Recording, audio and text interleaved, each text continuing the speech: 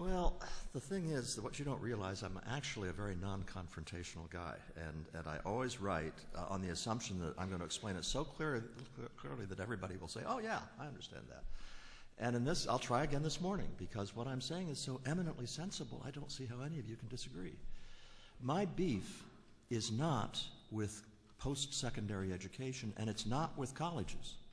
My beef is with this piece of paper called a BA. And I have the proposition I want to lay before the House this morning is that the BA is the work of the devil. It punishes the majority of students. Its current status in our society punishes the majority of students in the country. It is grotesquely inefficient as a source of information for employers trying to decide who to hire, and it is also implicated in the emergence of a class-riven America. Pretty weighty indictment, but let me briefly make my points, and well, I hope we'll have lots of time for discussion. Let me frame it in terms of a paragraph that I actually have in the book, but assuming you haven't all memorized the book, let me read it again. I'm imagining that we have been placed on a task force that is going to design post-secondary education from scratch, okay? And one of our colleagues comes in with the following proposal. First, we will set up a single goal to represent educational success, which will take 4 years to achieve no matter what is being taught. We will attach an economic reward to it that often has nothing to do with what has been learned. We will urge large numbers of people who do not possess adequate ability to try to achieve the goal, wait until they have spent a lot of time and money, and then deny it to them.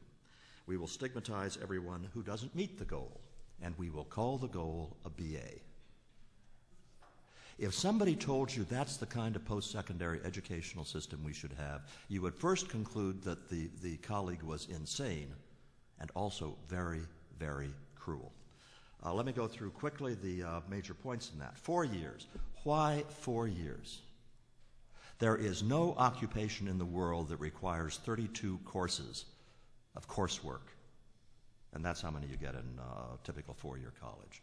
You know, a lot of occupations require more than 4 years total time, but most of that is apprenticeship, whether it's apprenticeship in getting a BA or whether it's apprenticeship in learning how to be a good business manager.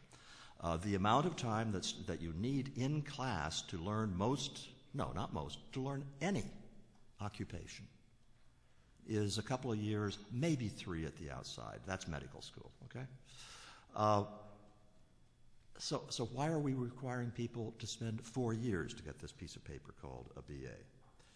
An economic reward that often has nothing to do with what has been learned. There is an economic reward for a BA. I'm not disputing that at all. I'm saying there shouldn't be. I'm saying that in the case of a few things like engineering, yeah, if you have a bachelor's degree in engineering, I'm going to call them all BAs, even though some are BSs. If you have a BA in engineering, that may tell an employer something useful about how much engineering you know. You're hiring, let's say, for a corporation, though, and you're basically hiring young incoming business people, and you're presented with a BA in sociology. What the hell does that mean in terms of anything that you need for an employee? The answer is nothing. The BA is, for most jobs, a rough, very inefficient screen for perseverance and a certain amount of intellectual ability. Well, employers need good information about their incoming applicants. That is a very silly way to give it to them. The third part of it is we will urge large numbers of people who do not possess adequate ability to try to achieve the goal, then wait until they spend a lot of time and money, then deny it. That gets to the issue of ability, which is really sensitive. Here are the numbers. There are no value judgments in this, just numbers. The College Board, a couple of years ago, did an analysis in which they wanted to see how many students are college ready. And they defined college readiness operationally as a 65% probability of a 2.7 or better grade average in the freshman year. Okay, so first, it's a very easy to measure outcome, and it's also not very demanding, not in an age of great inflation and dumbed down courses. It's not demanding at all. And they looked at freshmen at 41 major colleges and universities. The answer they came up with was a combined SAT and verbal score of 1180. That's the benchmark, that and above, at which you have a 65% probability of a 2.7 or better grade average.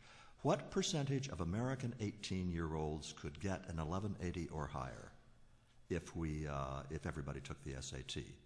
And in making this statement, I'm walking right into my partner here, who is formerly high on the ETS, and I'm prepared to psychometrically defend this statement to the wall.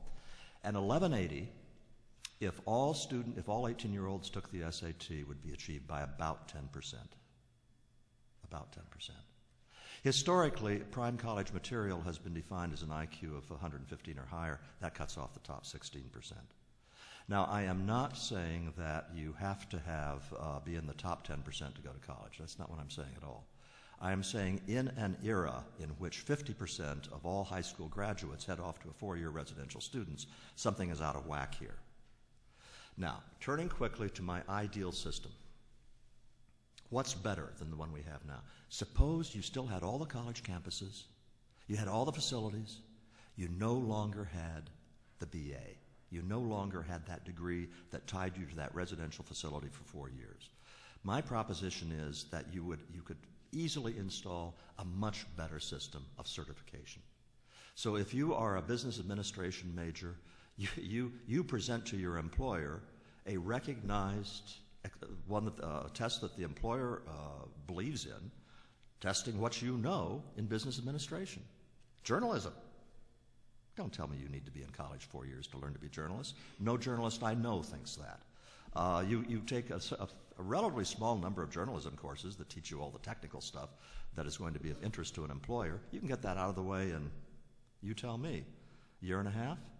Half a year? I don't know. But whenever it is, and maybe you haven't gone to college at all, maybe you've learned it in online courses, but if you have a really good journalism certification test that you take to a newspaper when you're applying for the job and adds to that employer's information about whether he wants to hire you. The goal is to have something that a young person can take in to the employer that tells the employer what he knows, not where he learned it and not how long it took him to learn it. And the major reason, I'm going to cut my remarks off very quickly. I'll leave this up for further discussion later. The main reason I want to do it is this. 4-year residential college is just fine for those of us in an economic and intellectual position to take advantage of it. Great way to spend 4 years. We have a fine time. Our parents can afford it, so forth and so on. Most kids aren't like that. And we have a system right now that punishes them. It's a silly system. There's got to be a better way.